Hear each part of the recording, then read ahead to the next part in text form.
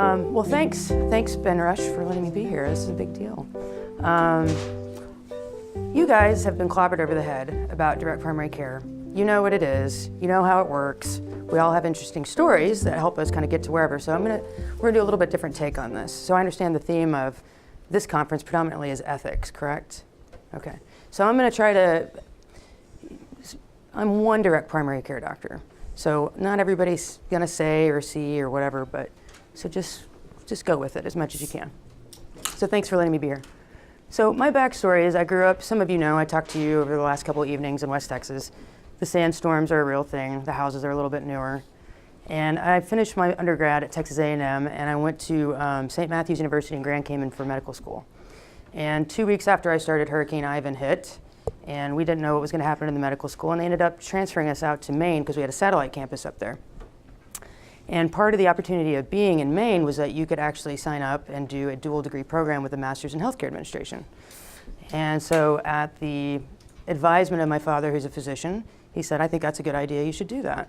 So I did day medical, at night I did master's, and I was 4 classes shy of finishing, and I hesitate to say it, but I don't regret not finishing it even though there were loans for that.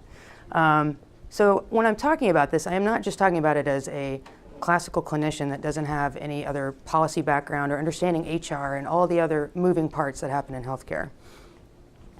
I did my internship at the Jewish hospital in Cincinnati, and I thought that this was going to be my forever. Because over and over, between my personality and what I was interested in, everybody said, oh, surgery. It fits for you, it's a good fit, you like autonomy, you like A to Z, you like solutions. Never in a million years did I actually think that primary care would be where I ended up, okay? So, and at that time, there was no sense of autonomy in primary care. That was a true thing. And I think Josh actually, he may have finished about the same year that I did, actually. And I know that out in the West Coast, we had a couple guys that were way ahead, but nobody knew about them, really. So I finished my residency in family medicine at Mount Carmel, and here in Columbus, and I was a chief resident, and I thought my forever home when I finished was going to be Seattle. And I was an employed outpatient physician, and very quickly I started learning about the 7-minute visits. I was a new doc, so I had to share the office with the office manager, completely obnoxious, but then they could watch me, right? And they knew what I was doing. And then if I undercoded, she could just tap me on the shoulder because she had all of my charts pulled up at the same time. So they were grooming me to be a very good producer, okay? And the problem was that I didn't have the personality of somebody attempting to train me to say, you get 1 or 2 problems and then you're out, okay? Like, tell me your top 2 and train your patients, all your new patients, train them that. And if the third thing, it never felt right, could have been chest pain, and they just didn't have that moment to tell me, well, then I failed them, right? So fortunately, or unfortunately, however you want to look at it, you have quarterly provider meetings when you're employed. And at my first introduction to those, they said, we're putting the system up for sale. Great, I just got here. And each quarterly providing meeting that went by, it was who's going to buy it, et cetera. Short version is I wasn't interested in their new contract they were going to offer, so I left. And I went back to West Texas, where I did not think I would ever go again. And I worked in a small ER with my brother. Now, this was a different facet of, so to speak, and playing back to the MHA days, of understanding administrators. And administrators, you know, if you can shoot a gun at 3 different hospitals, that's how close they were, and each of them trying to cut each other's throat. Problem is that when you need to transfer somebody for different care that's not at one hospital, you're holding the patient. And there are literally really pathologic things that go on as far as block the admissions if you can. These are real things that actually happen in these conversations of how they're going to cut down the acts of this with somebody else. So okay. Well, I liked working in the ER, so I took a job actually, and I wanted to work in a bigger ER, but I thought, I'm done with the politics of West Texas. And I went to Huntington, West Virginia. So Huntington, West Virginia, St. Mary's is a level 2 trauma center. And they have, at least back at that time, it was about double the national myocardial infarction rate of the US. So these are really sick people in this tri-state area. And there I got to learn about utilization, right? Emergency room utilization. Hey doc, you know, why do you keep admitting this person for 23-hour obs for chest pain? You know, it seems a bit much. Do you have to? Can you just do 1 set, maybe just 2 sets cardiac enzymes? Well, because that person 4 months ago had a heart attack and they had cabbage.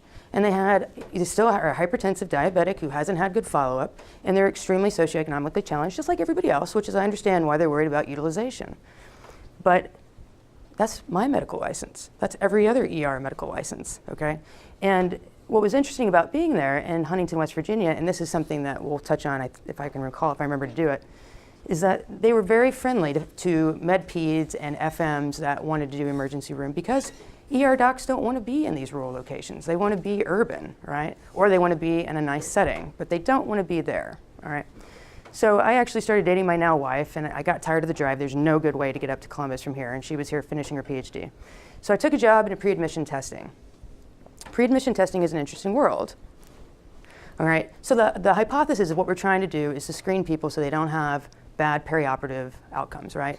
Somebody's had some subtle chest pain symptoms, they don't have a PCP, or they knew they had a heart attack and they never got that follow-up stress test, whatever. You're trying to catch these things so they don't have bad outcomes. This was about the time that the ACA really started coming into play. And what was happening was people were paying for their first month premium, and then they ran up bills for about 3 months, and we weren't clever enough between insurance, the government, and hospital systems to have a way to cross-check to say, are they still active? Are they still paying? It was just too fast. And so even in that work, it was, they started screening people, okay?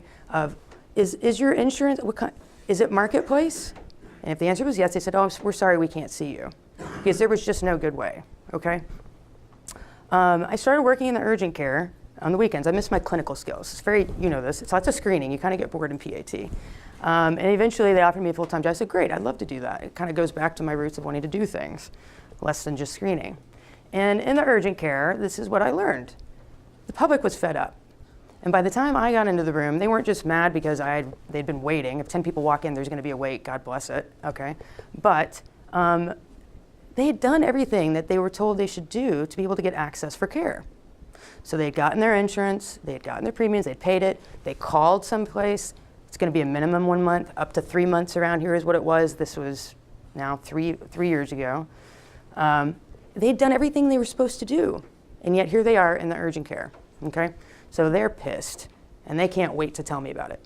And my job is to soothe people, right? Make people happy in urgent care. That's what you do in urgent care, unfortunately. That's what your employers tell you, okay? So this kind of got grinding, and plus the volume. I was in a very busy one. You get an easy urgent care, good for you. You get a busy one, that's a tough job. And it started grinding on me. And actually, let me go back for 1 second. This is where I started listening to people when I'd walk the chart up and discharging people. And I would see people that had purulent, like just foul breath that would stink up the receptionist area. And they'd ask, how much is it to see the doctor? And it's an urgent care, there's high turnover. Nobody ever really knows what they're doing on the front, it seemed like. And they couldn't tell them, and so they would leave, okay? I had people that were coming in, they had chest pain, and I'd say, I'm sorry, you gotta go. You need to go to the ER. So something shifted where people were arguing with me that they did not want to go to the emergency room. No, you fix me, doc. So either they had people that had been bankrupted, they were dealing with themselves, so they were avoiding the ER. And that's a different dialogue that we get more and more about, this overutilization of the ER, and it's just people just wanting free ride, right? I guarantee you, if you stand in a primary care doctor's, any specialist actually, as overbooked as people are, and you listen to that receptionist, you will hear probably at least 3 to 4, if not more times, that they will say, I'm sorry, you need to go to the emergency room. I bet you we are actually the highest referrers to the emergency rooms if we're going to be honest. And nobody wants to be honest about that. That's not a pleasant thing, but that's the truth. Would you agree? I don't have enough experience to know. Okay, never mind. Yes, I'm going to say yes. Just stand there and listen. So if we're looking at the ethics, and you guys you've got PhDs, I'm not even going to pretend to even go there that I'm an ethicist. I'm just a primary care doctor who believes in ethics. But if we're going to look at this, all right, and we're going to think about the ethics and medicine, we usually think about ethics and business. It's very easy. Our mind jumps to, Wells Fargo scams, right? Experian. We think that's an easy jump when we think about ethics and business. But we don't do a very good job thinking about it with medicine. We think about kind of what I was able to listen to yesterday with the talk from the gentleman from the Holocaust, that kind of ethics, those kinds of dilemmas.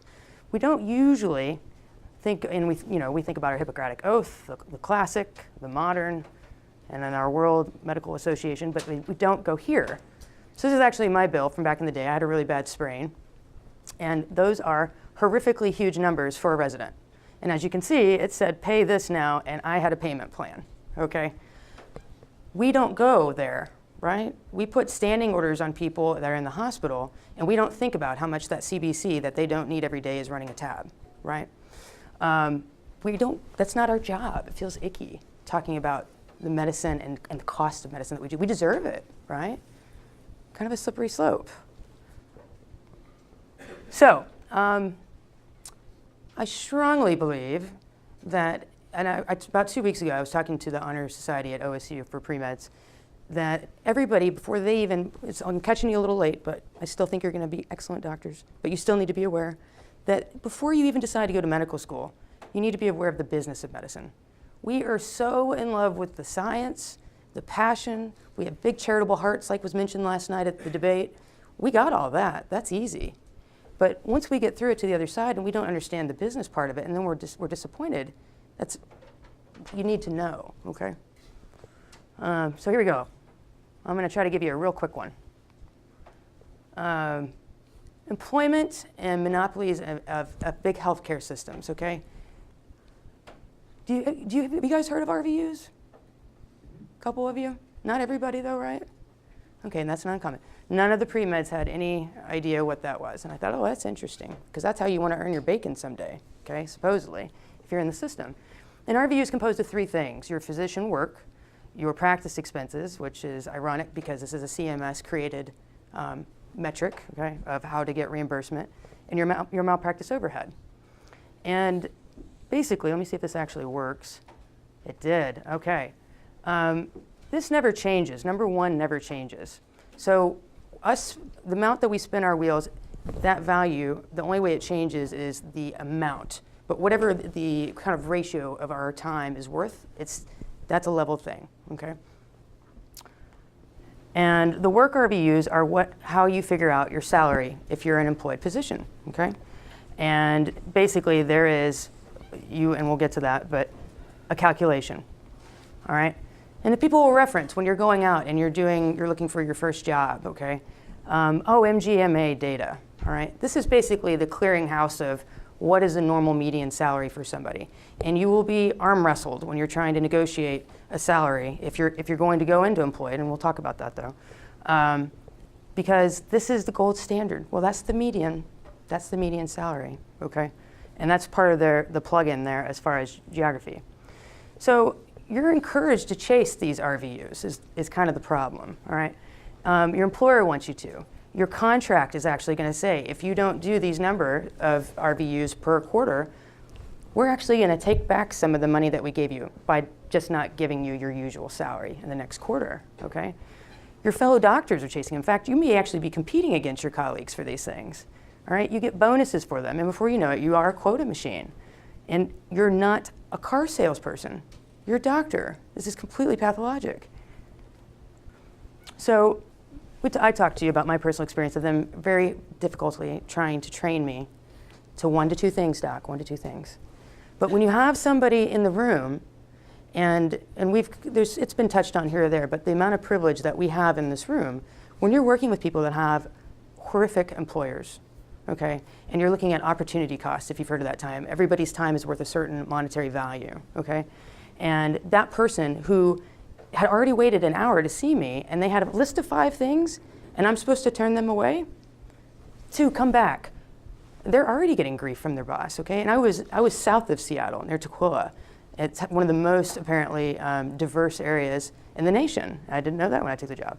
So you pick it, and 1 or 2, I finally got somebody for a translator, and I can only do 1 or 2? Are you kidding me? Let's nail these things. We got the translator here. All right? Billing classes, coding classes, you're okay with getting double booked. You start realizing you don't have the time, so you just start referring the dickens. Like, you got allergies? I don't got time to explain Zyrtec. I'm gonna send you to an allergist. And problem is that you even start looking at your RVUs on your reports that sometimes you get, we can't use the word kickbacks, but you have a say and a value when you do these referrals for an MRI, for lab work, okay? And And you're hunting these things now because you got to get your pennies worth, right? And this is all in the names of RVUs because it's your livelihood, all right? So the problem is this leaves you with the chance of burnout. There's a lot of talk about burnout now. Fantastic, great. But you're not going to be the doctor that they're going to advise, go take a yoga class during lunch, and you can't do it, and then you feel bad about yourself. That's not realistic. That's not what's going on here, okay? You'll start looking for physician side gigs in the Facebook groups. You want out. You know, this conversation about single payer, you just stop engaging in it. Like, this argument goes away because you're like, I just don't want to practice clinical medicine. I'm done. That's not good. You start thinking about, why do we even have insurance? I can't even get anything through for people, okay? Prior auths and peer-to-peer reviews and all that stuff. And if you've paid attention to anything that's going on with Aetna, that's super exciting. The non-existent peer-to-peer reviews. And at the end of the day, I mean this kindly. There are lots of people that have lots of opinions about what we do with our job and how we do it. But unless they're in your skin, dealing with it, dealing with employers and all the other things that are going on, it's very easy to do punchlines, okay? So this is interesting to me because if you look at it overall, the specialties that tend to have more longitudinal or possibly lack thereof, such as radiology, tend to have higher burnout. Now, that doesn't mean pick your specialty based on that. This all sucks. All of this sucks, okay? And the truth is, if this is not okay for air traffic controllers, if this is not okay for pilots, this is not okay for medicine, all right? And that's the bottom line. And so we make it into a personal thing. That there's something wrong with that person if they're exhibiting these symptoms, right? And then we scare people with our medical boards and they say, don't give me an antidepressant even though I really need it because then I'm gonna have to check that box when I renew that I've got a mental health condition, okay? And interestingly, I have a cousin who's a neuroradiologist at the University of Toronto. And we got together last summer and we're the weird ones that actually talk about the business of medicine very openly. And he said that actually in their CME, radiologists have a very high rate of burnout as well. So it's the inverse. They have no relationship with patients. They have nothing that's driving them to continue doing what they're doing. They're not getting that positive feedback of that. I thought that was really fascinating. Pick your poll, it doesn't matter, it all sucks, okay? And same thing, you would expect that, you know, perhaps even in the similar echelons of care that we do, that things would be similar, and they're not. So now we've got weird competition between family medicine and internists. Like, what? What is that? Back in the old days, you had to buy a CD to actually calculate your RVUs. Oh, so complex. Now we have online calculators, right? So there's not an excuse if you guys do elect eventually to do an employee job to not check this stuff out for yourselves, okay? These are the common codes that we use in primary care. And this is what it looks like when you are employed and what happens when you have your meetings and your end of the year review. And this is a problem. You see the words goals and bonus.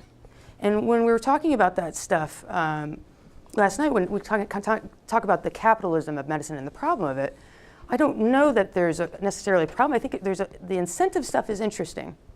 It is super interesting. Because at the end of the day, my question is, what kind of care are you providing for the patient? Right? If you're hopscotching people along, you're not doing much. So my question is, how does this not potentially affect your ethics? Okay? You're just looking out for your family. You got to pay off debt like everybody else. I mean, all the other doctors are doing it. The health systems endorse it. That's how they pay everybody. CMS even invented the RVUs. Nobody else seems to care. So, and there's not any way that this is affecting my clinical decisions. Right? Okay. So, slippery slope. I remember I took a medical ethics class at Texas A&M, and I was really happy to what I have been able to listen to so far of the conference, because this slippery slope thing is beyond real. And you know, when we're talking about this kind of stuff, and we're talking about the RVUs and the referrals and the other stuff, you know, when we talk about Stark law and anti-kickback law, my mind is blown how it's still acceptable to refer as much as we do by an employed doctor back into the system. And in fact, when I was employed, my hand got slapped if I tried referring outside the system. Now, they couldn't write it up technically, right? But I got the talk. I got the talk by the manager. I got the talk by the medical director. Well, you don't bite the hand that feeds you, right? I mean, you like where you're at, right? This happens. So, I'm one doc. Should I change things? Can I? Should I? Or should I pick the specialty that pays and not give a darn about what I love too? All right. So when I was talking to the pre-meds, and everybody kind of has this preconceived notion, even before we get into med school, of like, oh, that might be fun. That might be the specialty I want to do someday. I watch Grey's Anatomy.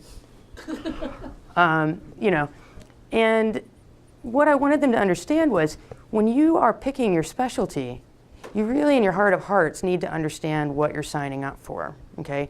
And if you're doing this from a pragmatic standpoint of, well, that makes bank, so I'll do that, and you already know, I'm explaining to you how that works, then that's what I'm gonna do.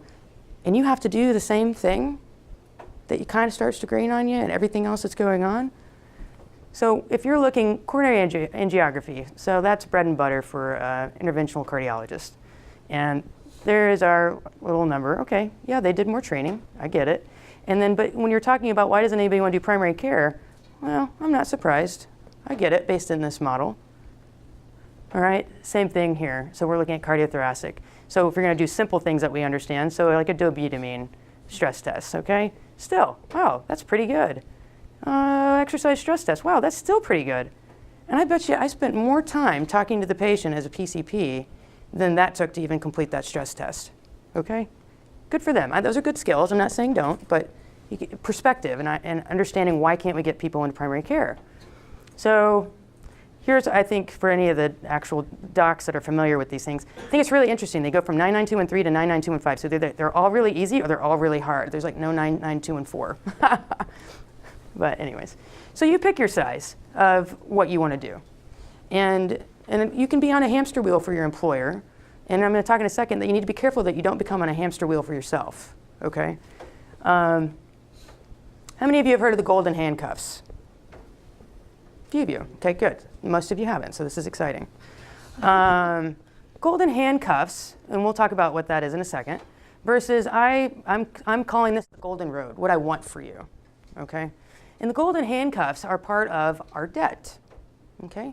And phase one is everything that we expect. We know this is going to happen. Yeah, we're just paying our dues, right? Here is where I talk about picking your specialty and being careful. When you're in medical school, you have so much variety to your days.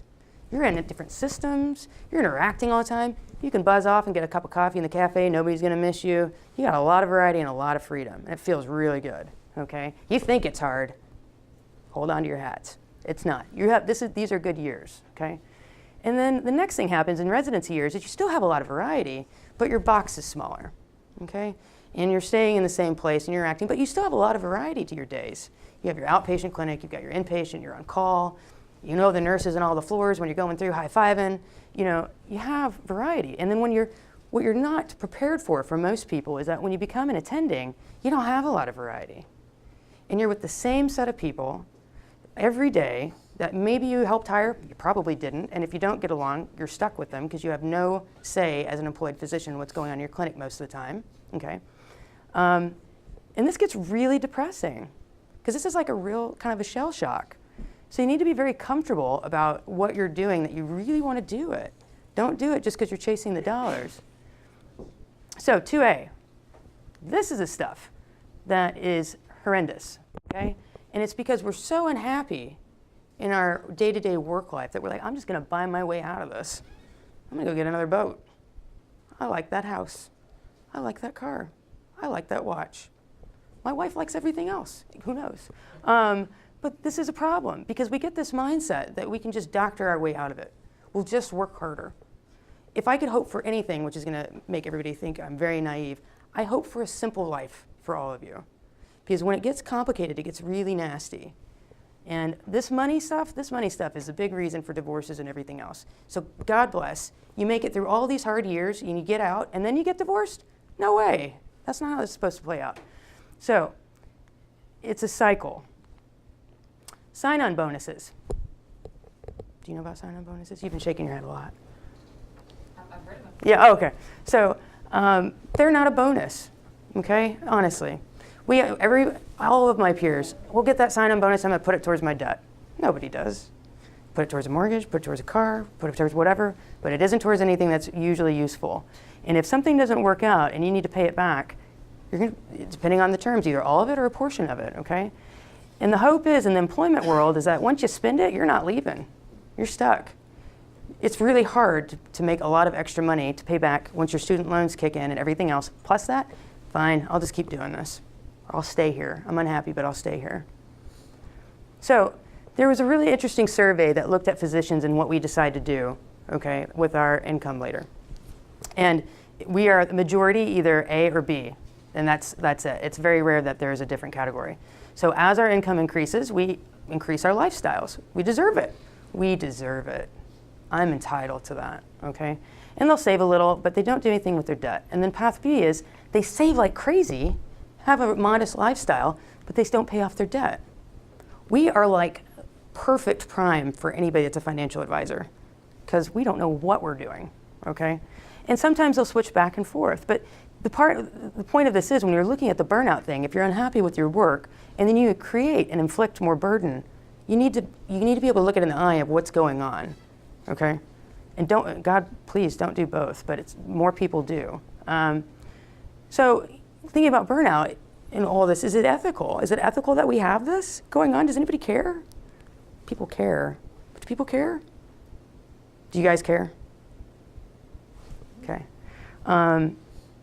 So when we're looking at the RVUs and going back to our day-to-day life, you know, we've heard about this stuff. We've heard about the EMR hell and all this stuff, and it's true. It's correlated, though, because if you're not doing your documentation and all that stuff, well, that knocks your RVUs. It all goes back to RVUs, okay? And when we're looking at our burnout index compared to US workers, and this was 2012, all right? And we've had much more EMR stuff since then. We're not doing so hot, all right? So here's the thing. We are excellent employees. We are people pleasers. Doc, you didn't fill that out very good. You know what? I'll do better. I wish you could see like maybe 3 or 4 more patients a day. No problem. I got that for you. You nail it. Oh, I can do it. I do not really. First of all, I've worked really hard to make sure that I get what I want. I'm here for you. We're excellent little pawns. And we've seen these things, these word clouds of the stressors that are involved with that. And you guys have seen this. DPC loves it. Freemarket loves it. And it's true. Because we've had a problem getting our number of physicians up over the years, okay? And then that's not even breaking down looking at primary care.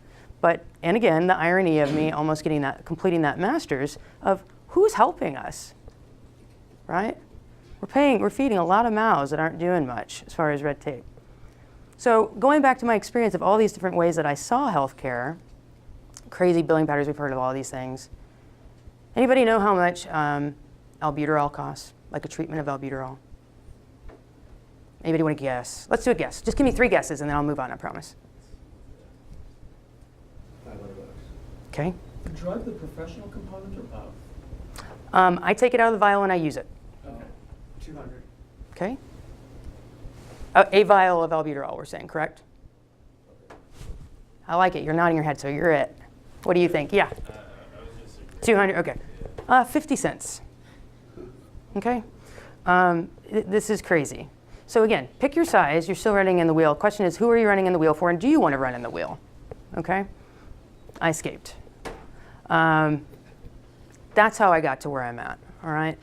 And I opened my little clinic, and if I don't like something, then I change it. My patients don't like it. They tell me I change it. They have an idea. I can add it. Easy peasy. I don't have to go through 3 layers of paperwork. This is a real thing, right? How many times do we pull up, I don't know if you guys have had any exposure doing this, but you pull up your EMR, or you see your attendings do it if you're following them or shadowing them, and by God, there's like 27 different things for a headache. Shit, which one do I pick? Pardon my French. Which one do I pick? Status migrainous, intractable, with aura, without aura.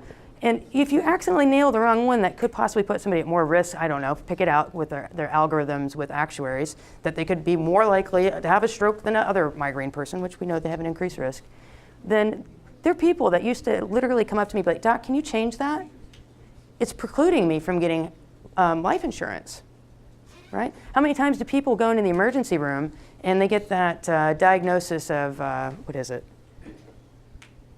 Oh, they say syncope, but really they just had a headache, right? And now that's logged into the database. So here's a little side story. I entertained for a moment the idea of being an assistant medical director looking at life insurance policies and approving them and looking at the health histories of that. And I'm glad I shadowed. And I learned that every time that we march a little diagnosis code into somebody and it gets actually processed in the insurance world, it basically goes to an insurance clearinghouse. That's logged there for all time for that patient. So I mean this in a nice way. If you have a moronic, unfortunate resident that's never paying attention and hitting the wrong button all the time, they're logging a lot of stuff on somebody that could penalize them, okay? And the problem is, if it is the right one, most of the time I was like, sorry, that's it. That's really where we're at. It's not a good feeling. I mean, it is the way it is, but that is a real thing though, all right? And we know that. So if you remove insurance, okay, good stuff for primary care. And that's when I'll stick to my lane. I'm not a surgeon, not anymore. No, not OBGYN, wherever he is. He left. No, you're right there. I honestly look at direct primary care being a similar vehicle to the health insurance world as Southwest Airlines. Okay, so here's the concept. I was flying back from my anniversary trip to DC, and I thought, this is weird. Why do I always look at their stuff? I know what I'm going to drink. I know how to get off the plane. You know, like, why do I look at their stuff? And it's always positive, right? You made a great choice being here today, right? I can't wait to get your drink. You know, like, your luggage will be waiting for you. In fact, we'll stick a smiley sticker on it. You name it. It's always positive. It's always affirming. And it's always autonomous, right? Like, you made the good choice. This was your decision. We're glad you're here. And the more I thought about it, I thought, geez, this is direct primary care. And if somebody, and this is in a system, if you think about it, that most people are kind of held hostage, right? Airlines don't have to be nice. Everybody needs to fly at some point in their life. And we see how it plays out with the other big providers, right? But Southwest made a choice, and they left it, and they did their own thing. In fact, right, so if you want to book on Southwest, you can't do it through Priceline. You can't do it through Expedia. You have to leave that to go participate in that, right? So that's why, it's another thing why I like direct primary care. It is one of those things. It is positive. It is affirming. It is about relationships. So this is how I do my clinic, all right? So I started off doing the same direct primary care clinic, age-tiered basis thing. And I started getting a lot of individuals that were calling me that were 65 and older who said, I've heard good things, or they were with MDVIP, and they're like, I never go see this doctor, but it feels a little odd that I have to pay more just because I'm older. Like, I'm really healthy, okay? And the more I kept hearing about it, the more I thought, yeah, I know what they're saying. It feels a little ageist, even if somebody's really healthy. The hypothesis is that we get older, we use more care. So I said, well, I'll change it. I'll do a risk. And the other thing that I encountered all the time was nobody could quantify unlimited access. Columbus is booming right now. I know most of you are not thrilled to be in Ohio, but I like Columbus, and it's booming. And I kept getting the feedback from patients as well. Something looks like it's wrong with you because you're not charging much, okay? And even in the network circles on Facebook, you know, it just seems odd. Well, that's how it is. That's direct primary care. It's a value. It's a good price. Well, so the number I kept hearing when people were calling and interested was 4. You know, I only need to see the doctor 4 times a year. You know, maybe 3 or 4 times I get sick or lady, yeast infection, whatever. But that was the number. So I thought, well, I'll rework this thing so that people can get basically all the perks of DPC in the truest sense of the access. They can email me, they can text me, you name it. And they get 4 visits per 12 months, and if they need an additional visit, it's $40 a pop. Guess what? Then the true DPC model, nobody's leeching. Nobody's getting a better deal. It's a fair deal, okay? Same thing for this though. I'm like, okay, you're gonna get what you pay for. I'm not gonna be as readily available, but you know what? Guess what? I still am. Anyway, so that's what I did. So I reworked this thing. And part of why I like direct primary care is this. So that whole slide about me doing surgery and why I love surgery was outcomes, okay? There was not a push in, when I was training, I'll just say this, that things, you really changed much in primary care. That was not incentivizing to me at all, okay? So when you can actually work with people and make this happen, this is not fin-fin, this is not starving them on 800 calories, this is not a miserable thing, but actually teaching people about their biochemistry and making this stuff happen, that is rewarding. And at the end of the day, when we talk about, whether we're talking about primary, well, we'll go back even bigger, employment and how are we dealing with all this sick stuff, what we need to decide really, in my opinion, is how do we get a healthy America? All right? Otherwise, it's a moot point. We're going to be chasing the sick dollar all day. And there's a lot of systems that enjoy chasing the sick dollar. They make a lot of money. I think NPR did whatever, I don't know how they would do this stuff, smarter than me, looking at each physician, one physician has about 17 people that they help support employment. That's a lot of money. That's a lot of revenue generating, okay? So how do we get people healthier? You guys have seen these things before. I'm sure it's unimpressive at this point. But what I'll say is, countering, my job is not to argue with other presenters. So I will listen and then I will get my chance to talk to you. So now I'm going to talk to you, okay? And dispensing medications and people's arguments against it or for it or whatever. Honestly, most of my patients maybe have 0 to 3 chronic meds, or most often 0. And I probably add it because I put them on Zyrtec and Flonase because they're in Ohio, okay, and they didn't realize what was going on. Sometimes they need an antibiotic or an antiviral, all right? They have improved because I have access to this and it's affordable for them. They're willing to wait and see more. There's not this attitude that I dealt with all the time at the urgent care of, and a lot of people would say, well, doc, you're getting paid by them, so you must do what they do. That's why they're happy. Like, they say march and you march. No, that's not how this is. There may be some scenarios like that, but that's not my clinic. They're more willing to be patient about stuff to see if they really need something. This is something super interesting. This is more of a thing than I realized about the stigma of picking up your medicine if you've got a mental health issue at the pharmacy. And some pharmacies, even around here, are little. So if you're in your neighborhood and somebody's checking out, they've got like a little, like 4x6 area to grab your meds. Everybody can hear what's going on. That HIPAA thing, that's a joke, okay? But this makes people's life better because they get their medicine, they're not embarrassed, they take it, they have their compliance, okay? If you're worried about, man, you've got all these complicated medications and do you really feel comfortable that you know what the rheumatologist is prescribing and you're good with that stuff? You know what, your patients trust you, and if you say, look, I think you should go get it from the pharmacist, or go get that medicine from the pharmacist and take this list of medicines to the pharmacist. Pharmacists aren't idiots. They can work with that, okay? So the risk of dispensing is actually in the prescribing. That's where your risk is. If you're a big enough idiot to prescribe the wrong medicine from the beginning, that's your liability, okay? It's a value proposition. Josh Umber talks about it all the time. He's exactly right. What else are you adding value for the patient, okay? And there is never a requirement ever for anybody to get their meds from me. And usually the first thing I do is pull up GoodRx if somebody doesn't have insurance. Who's gonna win, right? And if they're like, it's okay, I'm just used to getting it at Kroger, let's get you to Kroger, okay? Not a big deal. When will I stop dispensing? Okay, unless the laws change, I'll keep doing it, A. But B, when pharmacy benefit managers start doing their job, when they start going back to their fiduciary duty to look out for the patients and save them money, then I'll stop doing their job, okay? But I don't see that changing. And if you pay attention to the buyouts and everything, that's not likely. So I hope we keep making policy changes. I don't know. You guys know this, yada yada, I'm sorry. You guys are so well trained in DPC and this stuff. So in November, the news came out and they talked with me. And at that time, these were my numbers. And what's interesting is that when you talk to people about, I know you guys have had a lot of dialogues about how do you talk to people about this? Like, how does this seem like something even worthwhile, all right? And these are not, this is a smorgasbord. And it goes along with our perfectionist tendencies to ask, who are your patients? What percentage, pick it, are employed, have their own business, are on Medicaid, are on Medicare, are this age, or male or female? It doesn't matter. It's in every DPC doctor, it will be different. But we just can't help ourselves. We want to know those details, and it doesn't matter, okay? These are people that they're not poo-pooing insurance. They're not like, I got insurance and I'm piecing out of it. I can't afford this stuff.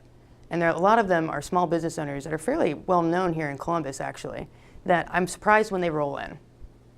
And that's not all of them. And I will tell you, my highest rate of attrition, you might find this interesting, is Medicaid. And even though I can get the medicine for $2, because I'm not one of the doctors that, I'm completely out. I'm out of Medicaid. I'm not even ordering status or whatever. I wanted nothing to do with the red tape.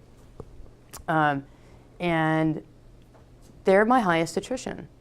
So even if it's a $2 medicine, they want it free. And I don't know. That's a hard thing for me to say, okay, I guess I'm not worth, okay. But okay, that's their value system, and I can't rock that. All I can do is respect it. So insurance doesn't provide care. We provide care. Our root cause analysis, in my opinion, has to do, going back to our ethics of what are we doing as employed doctors? Is it okay? Do we realize what we could be participating in, intentionally or otherwise? And is it okay that we have this ethical thing going on with burnout like we do? I don't know. I don't think that that's right. And in my heart of hearts, I want a quick fix, but I don't think that there is. I mean, we have been creating a problem for decades. And anybody that does a fast pitch to me that's like, I know how to fix this like in 2 years, I'm like, yeah, no. In fact, when you were talking about Medicaid and like, I was thinking like switching something, I was thinking, they don't even know how to handle the paperwork to do a switch over, right? Even like when I saw working at the PAT, they had no idea how to validate if people were still on insurance. There's no way. But I do think that we have to start now, okay? Otherwise, we're not gonna get much better. So we should have models for people that actually wanna participate in care. I'm pretty passionate about that. Like, people don't do stuff because they're non-compliant because they want to be jerks. They don't do stuff because they can't afford their bills. They can't do it because they can't afford the opportunity cost of driving in their car for me to say, you have anemia. Yes, I know. We need to get a CBC. Yes, I know. Why do we do that? Here's your lab. Go to the lab when you can, get it done. On a Saturday if you want to. Whatever, your day off. We make things hard. And when we make things hard, guess what? We don't make people healthy. That's for darn sure. We can't even begin to eclipse talking about health with people. We don't have enough time to talk about disease, all right? And we need a system that doctors want to stay in it. My mind is blown by the questions and the business ideas that are in these groups, okay? Please don't go through all of this and practice for like 5 to 10 years and say, I'm out. And I'm trying to be positive here because I don't want you being sideswiped and not understanding how did I get here and why am I so unhappy? Because a perfectionist in us says, I did everything I was supposed to do. I should be good. I should be really fulfilled. Something must be wrong with me. We'll never look at medicine and say something's wrong with that picture. That's too many years we gave up on that, right? So, thank you.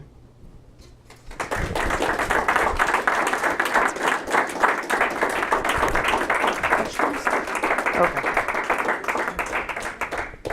Any questions?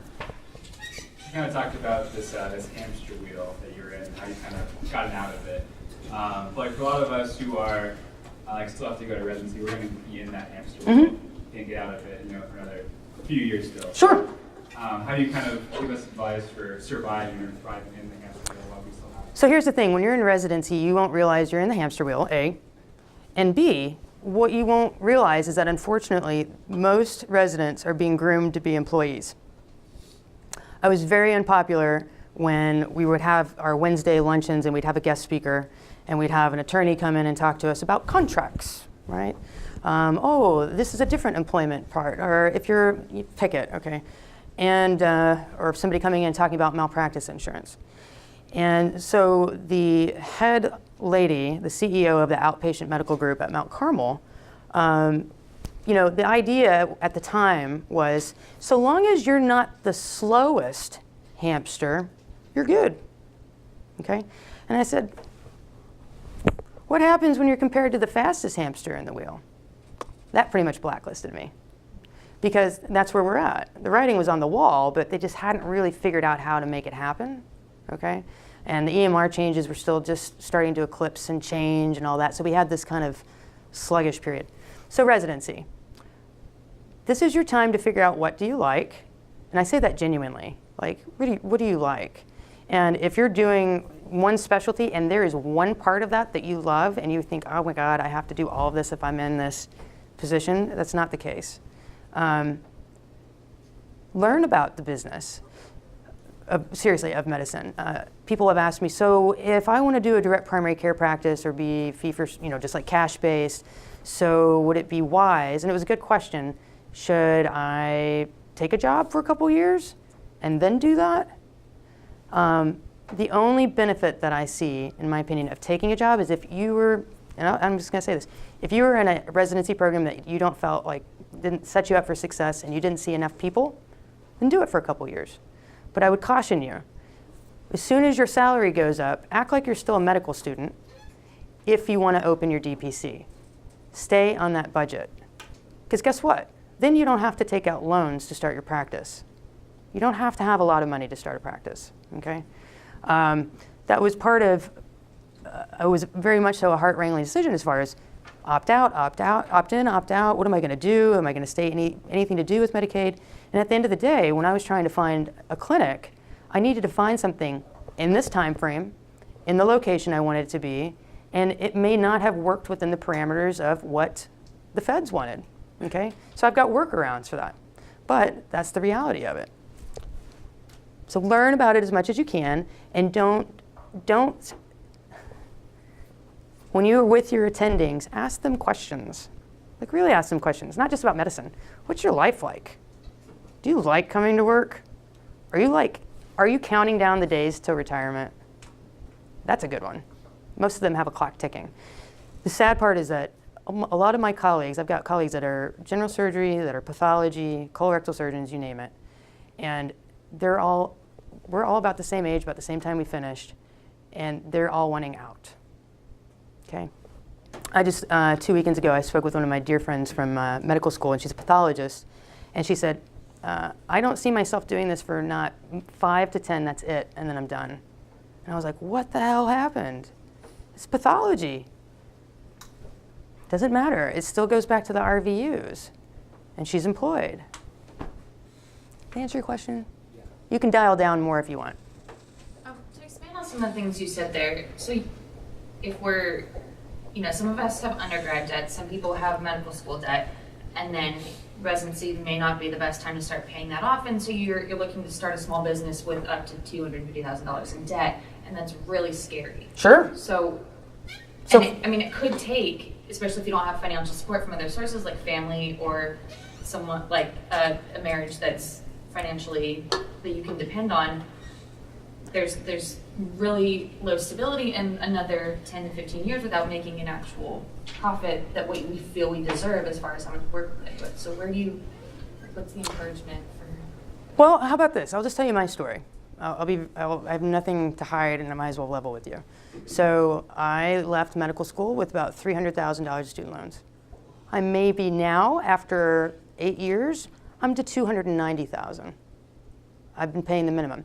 I was the unwise doctor that when I was employed, now looking back on it and running spreadsheets, I could have basically paid off all of my debt if I had been remotely wise while I was employed. And then as slow as it took, anything with my direct primary, it would have been gravy, right? So that's me. I did not have any college loan. I had massive medical school, okay? I worked a little bit extra in the urgent care. I did not work I could not, with all the business stuff and being the first person in Columbus doing this, I did not think I had the time and the energy resources to dedicate having a full-time sign-up urgent care weekend thing and trying to get this off the ground. Hindsight, I probably could have. But you don't need a lot of money. So I actually misspoke when I talked to Ben Rush in January. I was thinking of a different calculation, but I think probably my total startup, maybe 10,000, maybe 15 pushing it, and anything else, and my answer was wrong because what I was thinking about was I cashed out my retirement to live. and to pay some business bills while it was getting going, okay? This is a great time to be a medical student, and with primary care. And it's, yeah, DPC, But truly, because this outlet was not there for primary care before. You can make it as complicated as you want to. There are doctors that fold with direct primary care. There's not a lot of them, I don't think, but it happens. And what I'd say is, I was naive. I honestly don't know if I would have done it. I heard so many success stories, I thought, by golly, I'm gonna do this thing. And it took longer than and it's a slow grow, but it's growing. And now things are taking off. But I would look at it like any other business. So here's what I'd say to you. Have a plan for 3 years. Have a plan for 3 years that somehow you will be able to afford, that if it took your business 3 years, with the small businesses that come in, we do our medicine thing, and then we probably shoot 30 minutes just talking about entrepreneurial stuff. And all of them are like, are you kidding me? You're only in year, 1.5. You're just hitting 2, and you're great, you're good. And I'm like, that's not how it's supposed to be. I'm supposed to be even better, I'm supposed to, right? But they're like, this is business, right? So you don't have to, you can get the fancy business loan, you can do all that. My goal was, if this didn't work out for my family, I'm not going to add more burden. I'm already burdensome with my debt, right? So who's supporting me? My wife's a professor. She makes like 60 grand. Okay, so this whole thing of being very honest with you was a lot of self-reflection of, how the hell did I get here? How did I get to where I was pushing burnout? How is it that I was the idiot resident that got urgent care clearance and got my license early and all this because I wanted to buy a car? What? So I could pay that payment while I was in residency. I've done this stuff, and not on a massive scale, but I was just like, what was I thinking? That's really silly, But once we actually get out into the attending cash roll, it's like, we really lose touch really quickly, and we're encouraged to, okay? That's the part that nobody talks about. And that your attendings, God love them, they're great people. They're not gonna tell you the bones of their economics. My accountant, I actually found through another physician, and he's very honest with me. He's like, I do a lot of bankroll for a lot of doctors. Funny old guy, you meet him in the coffee shop. Does everything at home. And he's like, the number of doctors that make a lot, they spend more every year than they make. One doctor in particular, $1 million, they spend 1.2 a year. How is that? You know how that is, you just don't want to say it, right? And these are the people that we're looking up to. Man, they're rocking it, they're doing awesome. All right, so that's my pitch on it. You can do this, you gotta be wise about it. And I do get, when I think about Josh and I think about Ryan Newhoffel, they came out of residency and directly into direct primary care, right? So they did not have this exposure to this nightmare of RVU world. And if you can't speak to it, you can't understand it, and it's a harder argument almost to make, because it's just like, he knows, they know, DPC is awesome. Cool. Why would anybody do anything else? Why would I even dip into the RVU world? But they actually didn't experience it. I have. It's not worth it. In fact, at some point, if I'm going to be honest with myself, I couldn't figure out why I kept being so dissatisfied in medicine. And something's wrong with me. Something's wrong with me. And finally I was like, nope, got it. Something's wrong with the system. Now I feel better. Any other questions? Did I answer your question? How does a resident dodge RV world? Is you're saying about how Josh, gone through residency and then... Yeah, because you never see, you do your codes, okay, and you will be precepted, and they will teach you, oh, you should do this add-on code because you're in there an extra 10 or 15 minutes. And this is what roiled me big time in Seattle, was sometimes I was just talking to the people, and I stood in there for a little bit longer. But because I was trying to be nice. How's grandma? Da-da-da-da.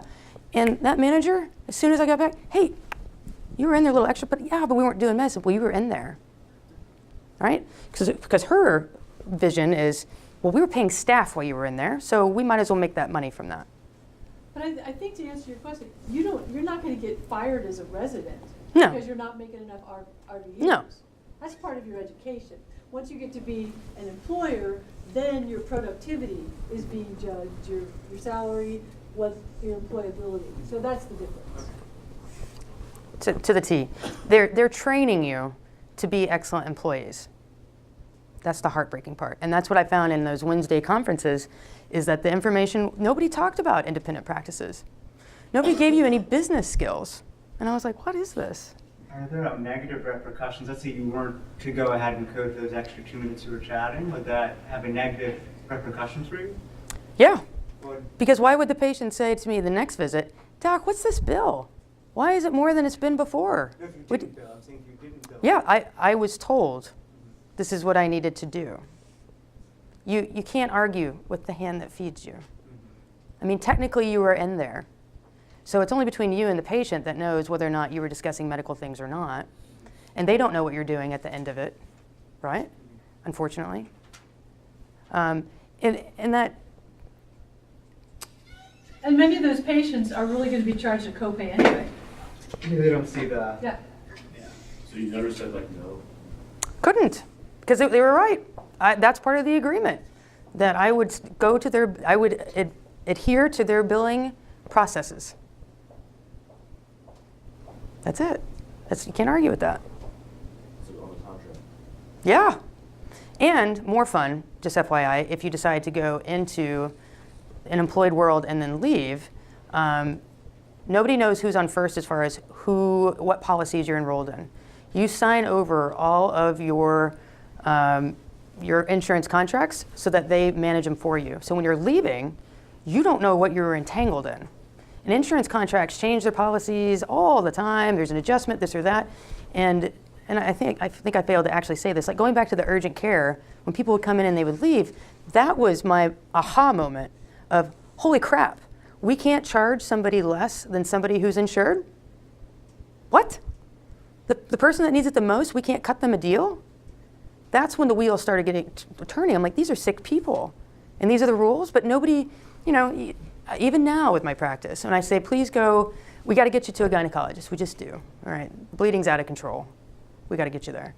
And I've trained them well. How much is my visit going to be? Nobody can tell them. Nobody can tell them. We've seen the BuzzFeed videos, right? Of the husband that's trying to find out the first delivery of his firstborn child. How much is it going to be? Have you guys seen that? Google it if you haven't. It's classic. It's the reality. Nobody knows how much anything costs. The gentleman Friday night, he said that. It's true. That's frustrating for people. But the thing is that at the end of the day, it's about those people turn into, quote, the non-compliant patients. And so I would caution you as you're going through your residency, when you hear that term over and over, to actually evaluate, what does that mean? Because for most of those people, what that means is they can't afford the care, and so they're not going back. They're not getting another bill. Or they're not convinced. That it's worthwhile for the value. Correct. Anything else? Yeah. Like price transparency and such.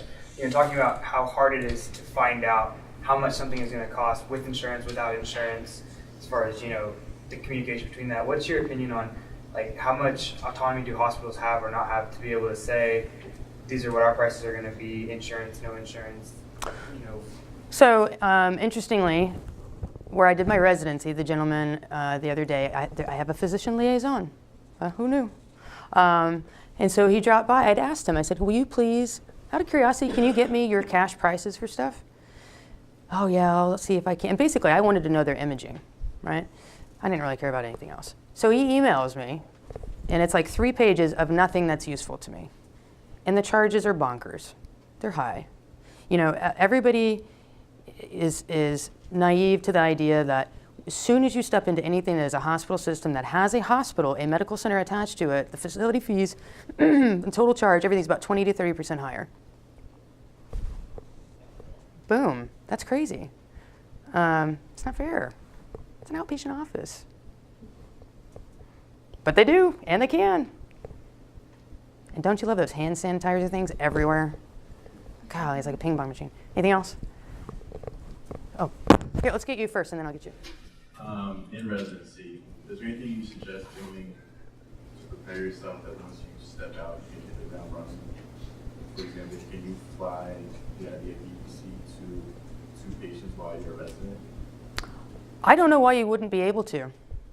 So long as you ask them, but your contract is not, unless you signed on to be an employed physician afterwards, that's different. But if your contract is when you finish your residency, then you're not beholden. And that's what was hard, I'll be honest, part of my struggle with me. I had patients that loved me, and then I moved cross country. And then I'm not gonna take out an ad and be like, hey, I'm back. Like, they have a right to be mad at me, I left, okay? But I started from scratch. And doctors, I think it's a fantastic idea that if you're in residency and you wanna do it, double check. I don't think that there's any problem saying, you know what, I'm gonna be here. I'm gonna open up my practice. They may not say you can discuss numbers or this or that, but gosh, you're smart. You can put up a Wix website real fast, and you can say, why don't you look at my website? It's not hard. My horrible website I do myself, so I apologize if anybody looked at that. Anyways, yeah. My question was about the pharmaceuticals. Are you getting negative feedback from the pharmacies that, to put it? They don't care. I'm such a small fry. Most of them don't even know what I am, being honest with you. I think I know that there are more DPC practices that are transitioning from, they've had their own thing and they're going to go to DPC. I think maybe as people start realizing, gosh, we're getting this group of people that are kind of around this DPC clinic and they're not coming to pick up. That's kind of funny.